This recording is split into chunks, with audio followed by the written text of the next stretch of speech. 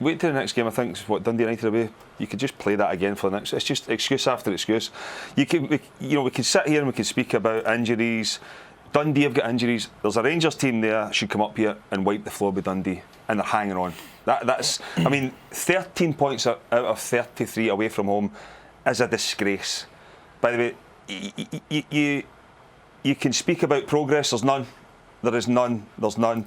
You speak about players being tired and low in confidence.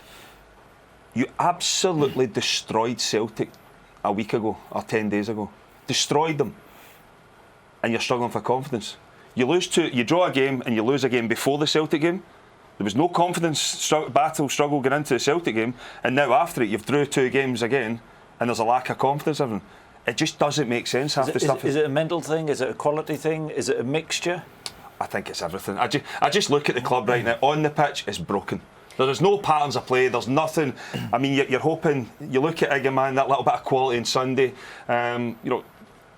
You'll always refer back to the Celtic game as Rangers' best performance this season, but it can't just be one-off, Chris. We know that. I mean, we can speak about it, and I know we'll have our battles and we'll have a laugh and a joke and everything about it, but.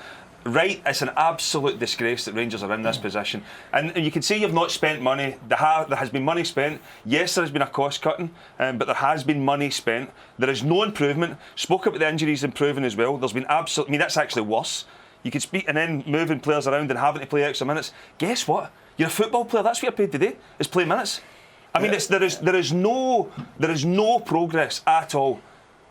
It's done. You can tell. It's just. But it's over to Patrick Stewart now, because I'm telling you right now, that's the last 2 away games we've been at. Those fans have had enough. And it's going to get to the stage where they stop coming to games, and then you'll see the real problems start to materialise for Rangers, because this can't continue.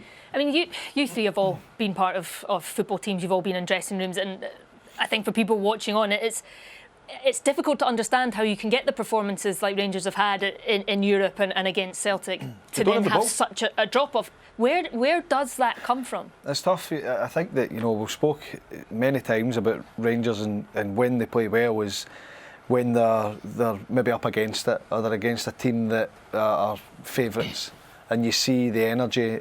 I don't think that Rangers played with a lack of a will to be at an intensity, but I think that when the ball was coming to the right centre back and proper, it was a diagonal. If Barron was coming to get it, he was hitting diagonal balls, and it was all in front of Dundee. So you're not asking them too many questions, because Dundee defensively then shift side to side as well as when the ball's going over.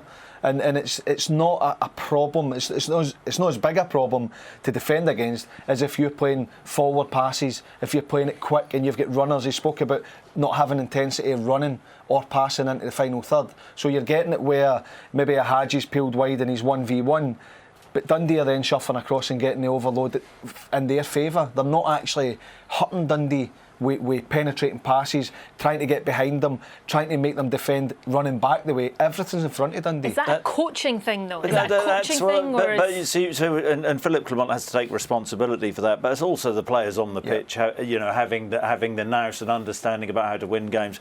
Is it a bravery thing when you're on the ball? Is it what, sorry? Is that a bravery thing when you're on the ball to take on a pass absolutely. that is maybe not 100%? Yeah, and then you look at the Rangers team, the Rangers squad, and you think, well, does the jersey fit for a lot of these players? I mean, I've said before that there's a losing mentality at the club, but nothing really has changed. And this isn't just on Philippe Clement. This has been happening now for years and years and years. And you watch how insipid that performance was tonight. Everybody, Celtic are laughing at them. Brendan Rodgers have been cracking open the champagne this evening, laughing at them. It's an embarrassment that we are, in the early part of January, and Celtic are 15 points clear at the top. That is shocking, and it is amazing. And we're talking before the game. I mean, myself and Chris, thought that Philippe Clement should have gone a long time ago, but they are at a sort of crossroads now, because can this go on? The club are in regression, and so are we going to look at is Patrick Stewart going to look at the bigger picture and not just one game against Celtic where they raise the game, or the odd game in Europe? This is domestically. domestically, I said before the game, Philippe Clement will come out and talk about Celtic having a bigger budget.